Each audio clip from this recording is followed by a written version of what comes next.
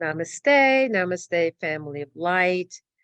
Reverend Sharon Elizabeth, also known as Baba Sharone, here doing our weekly Anchoring Light Transmission Meditation Chat.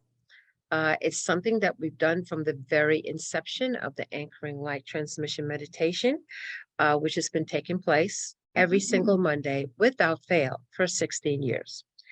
And that is something I would say that's a great accomplishment, not taking any credit for that because this is orchestrated by the higher celestial realms of light.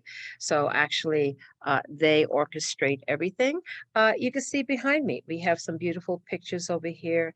Actually, these pictures were also divinely guided as to what pictures were put on here. It's an amazing artist by the name of Marius, Marius. His paintings, many people have used on tarot cards and other things like that. But he has his own story to tell, but actually they're portals. They're actual portals. They send forth this energy. He is a very high level light worker, very dedicated to the light. He actually has this huge dodecahedron over his head as he is painting, which is, of course, inspired paintings. So very much the ascended masters, the family of light, the Amishadai, we're very, very aware of the higher celestial realms that we work with. And of course, we're very clear as to who we work with and what we're doing, which of course, we are planetary world servers. We're here to assist the planet in her ascension and actually way beyond that. But that is the preliminary thing that we do with that. In that process is also healing that takes place and enlightenment that takes place as we're all part of this journey of the ascension. And particularly for those of you that are hearing these words, that are looking at this, whenever that might be, some people are doing it immediately when we start, but most people see this later on as it goes across their Facebook feed.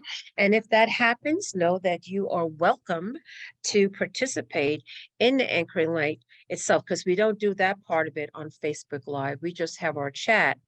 But on the meditation itself, there's two things. One, you can most certainly welcome to participate with that live. And that is every Monday at 6:45 Eastern Standard Time. And it takes place at the Cosmic Center Spiritual Light, which is located in Sarasota, Florida, in the United States of America. But also, you do not have to be local here because we do have this on Zoom. And all you have to do is you just look down and you'll see the Anchoring Light, a transmission meditation with Baba Sharone, and just click. And then you can register right there and you could come on any Monday of your choosing. Once you register, that's it. It is open to the public and we do this chat. And then afterwards, if you want to participate, you can do that on Zoom. So I'd like to share an experience. We had a full moon on Sunday. We still have it very strong. The full moon was yesterday and it's still very powerful. It's like 98% full now. So the energies are very potent. And what we have oh, I forgot to mention, if you're like, gee, I'd like to, experience more of these meditations, or I missed one, or I heard about it, you could go on our YouTube channel. We have all of our stuff on YouTube, so you won't ever miss anything. And of course, we transcend time and space. So it's like whenever you get to it, it's the divinely correct and appointed time. So talking about this energy, I'd like to share a little bit about, I came in actually last week, Monday. So for those of you that were on the Anchoring Light last week, Monday, it was the energy of Jah. That's what came, and it was very powerful last week. They're all powerful, but it was very, very intense last week, Monday, and there were many components to it. But one of the things that came in was this, what I call the frequency of Jah, J-A-H. Jah is connected to Judah, the tribe of Judah. And there is something called the Lion of Judah. And so that all kind of unfolded in this week from last Monday to this Monday, including yesterday where we had a service. And oh my goodness, that energy came in so strong, so powerful. and I'm not as familiar with it, but I became familiar with it. So I'm going to give you a little background on what is the Lion of Judah. What is that all about? And you see many, many spiritual paintings with the lion. The lion has a great significance, and I'm sure there's many other layers to that too, and interpretations of that. Of course, with the Lion's Gate on 8/8, that has been taking place in the consciousness of the world since the past couple of years. But the Lion of Judah has to do with it's both in the Old and New Testament in the Torah, and it had to do with, I believe it was Jacob and his son Judah.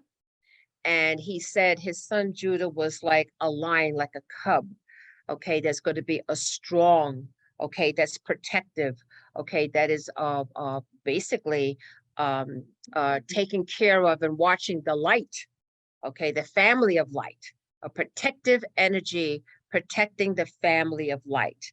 And it goes on to say, well, who's going to go ahead and mess with a lion? So that's basically the concept behind it. So they called Jesus the Christ. They said there would be a Messiah, there would be a lion that would come in the tribe of Judah. And the tribe of Judah starts from David, okay, King David. Then you had Solomon. Okay, now where Haile Selassie comes into this, which is the Ethiopian Orthodox Church, is that it was the Queen of Sheba. And Solomon, that had a baby, she went back to Ethiopia and had Solomon's baby. His name is Melech the first. And so that was a whole dynasty of kings in Ethiopia. And the last king from that line was Haile Selassie, which I think was in the 70s. Before, was it the 70s or the 60s? No, when he ended, when it was gone. Yeah, I think it was his reign. I think it was in the 70s. His reign is gone. Very interesting. Now you have the Rastafarians, okay? The Rastafarians are very much connected with the tribe of Judah. They see Haile Selassie, which they're correct, is the lineage, from Solomon and Sheba. And a lot of the Ethiopian text, a lot of stuff that was lost or changed here, kept very pure there. So there's a lot of scholars that actually do look at the Ethiopian text. Okay, they have like text, for example, when Jesus was a child, a lot of information, that we don't have access to. Not only in addition that we have what is known as the Gnostic Gospels, that's not put into what we know, like the King James Bible, but in addition to that, other things from other parts of the world that maybe have kept the records, because the records kept. So very, very interesting stuff. But the idea between the king of Judah was there is a prophecy, and the prophecy says that there will come a time in the ascension where, light is going to just completely defeat the darkness. Okay. And that's when the rising of the Lion of Judah comes. That is going to be the tribe of Judah that will come in the time of this ascension to be like the lion.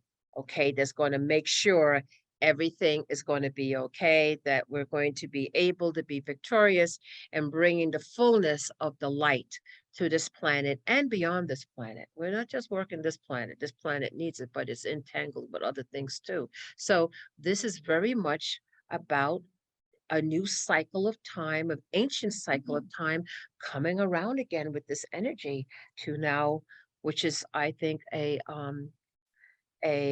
significant, it is a bell tone that's saying, or a marker, okay, that here these ancient energies are showing up now. And the anchoring light, absolutely, we bring in a lot of ancient frequencies coming in.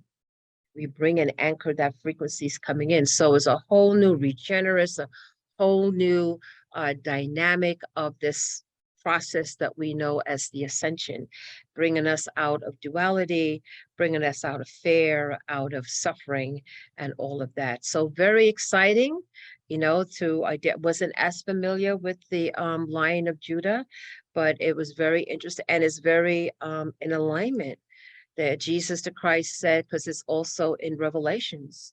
And he has said in the times of Noah, which I know we're in the times of Noah, okay, that the Lion of Judah will come back again. And it's here, ladies and gentlemen. Also, the seraphim are here. Those are energies that came in for the past year. The seraphim. So it's all these things that you've read, like in the ancient past, and what they're talking about, those frequencies of levels of consciousness, is coming back around again in these times. In these times. So when you start to like pay attention, put those puzzle pieces and connect the dots together. It is quite profound when you realize what is going on. Okay, and so I want to say to everybody, do some research on the Lion of Judah. I think you'll find it very interesting. Wikipedia has a lot of information on there. There's a whole lot of information on there. So it just broadened my own personal understanding of that frequency and have a new understanding of the spiritual artwork with the lion. And then that is because, so Jesus the Christ was known as the Lamb and the Lion. Oh, so I got that, where you see the picture of the lamb and the lion together. That's representative of the two frequencies that Jesus the Christ held, or the Christ consciousness. One was that, like the sacrificial lamb, the lamb that is loving and caring, got sacrificed, but also too, the lion. Okay, so those two animals living in peace together, living side by side, right brain, left brain. Let's get that equalized. Let's bring the dualities of this back and forth and bring it all into the middle path of oneness. What they call that middle path. That's our job. Okay, so with that, I'm going to say namaste to our family of light on Facebook Live. We will see you next week. And again, if you'd like to join us, just look on our Facebook page, look for the Anchoring Light Transmission Meditation, sign up, and then you're in. Namaste.